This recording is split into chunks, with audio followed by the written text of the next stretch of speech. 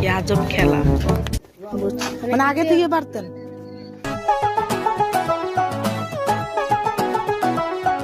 Hey guys, আসসালামু আলাইকুম, it's me Rifat and welcome to my another blog. আজকের ভিডিওটা হচ্ছে একটি ট্রাভেল ব্লগ, আর এই ট্রাভেল ব্লগটা হচ্ছে গিয়ে রোহিঙ্গা ক্যাম্পে আমরা আজকে যাবো। সো রোহিঙ্গা ক্যাম্প আমার বোনের বাসা থেকে বেশি দূরে না, আমার বোনের বাসা আছে হোয়াইকং অনন্ত প্লাজা। সো এখান থেকে কাছেই, মানে 30 থেকে 20 টাকা ভাড়া। সো মানে একজনের আসা যাওয়া মনে হয় 60 থেকে 70 টাকা নিবে। তো যাই হোক, তো চলো আজকের ভিডিওটা আমরা শুরু করি।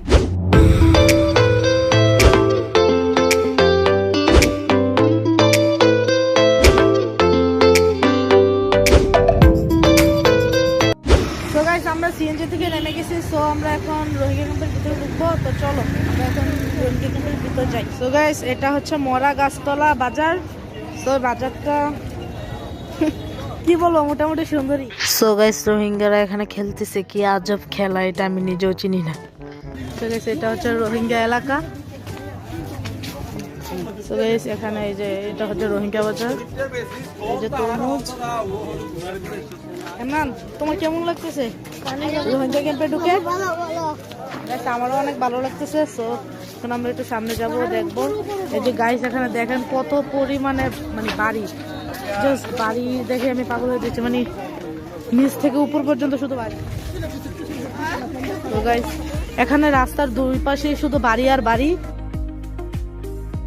তো গাইস, এই দিক দিয়ে ওরা উঠে বাড়ির উপরে। তো গাইস, আমরা গলির ভিতর দিয়ে যাচ্ছি একটু উপরে। সো গাইস, আমরা চলে এসেছি রোহিঙ্গাদের ঘরে, এবং এটা হচ্ছে ওদের রান্নাঘর এবং গোসলখানাটা এত ছোট ওদের, ওরা জানে কিভাবে গোসল করে এবং আল্লাহ জানে। আর এটাই হচ্ছে ওদের ঘর। বাট গাইস, এরা অনেক হাই স্ট্যান্ডার্ড ফ্যামিলির লোক, বাট ওরা এখন অনেক কষ্টে জীবনযাপন করতেছে। এবং আমরা ওনাকে প্রশ্ন করতেছি যে এখানের মহিলারা কেন চন্দন দিয়ে রাখে। আমার দোয়া রইল যেন ওরা ওদের দেশে ফিরে যেতে পারে।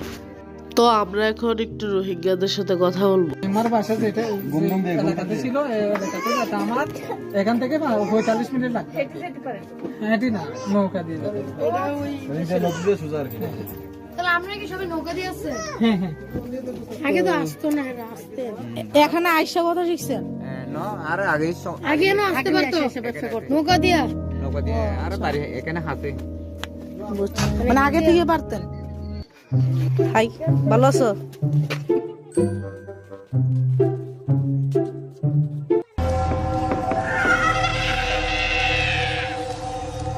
গাইস, এই মেয়েটি চন্দন মেখে ভূত হয়ে গেছে।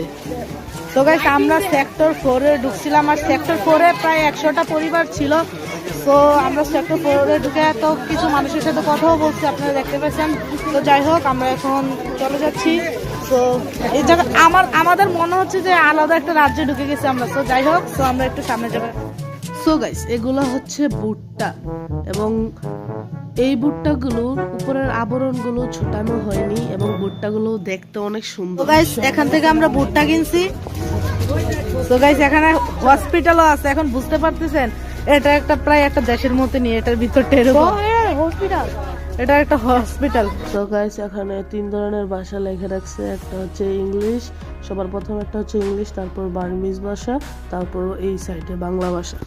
তো গাইস, রোহিঙ্গারা এই সিঁড়ি বেয়ে উপরে ওঠে। তো গাইস, আমরা বের হয়ে গেছি।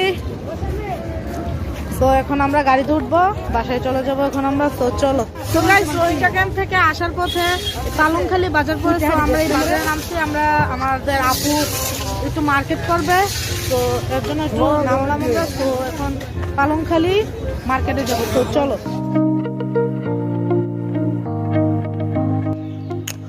সো গাইস, এটাই হচ্ছে পালংখালি বাজার। পালংখালি বাজারটা যথেষ্ট বড়।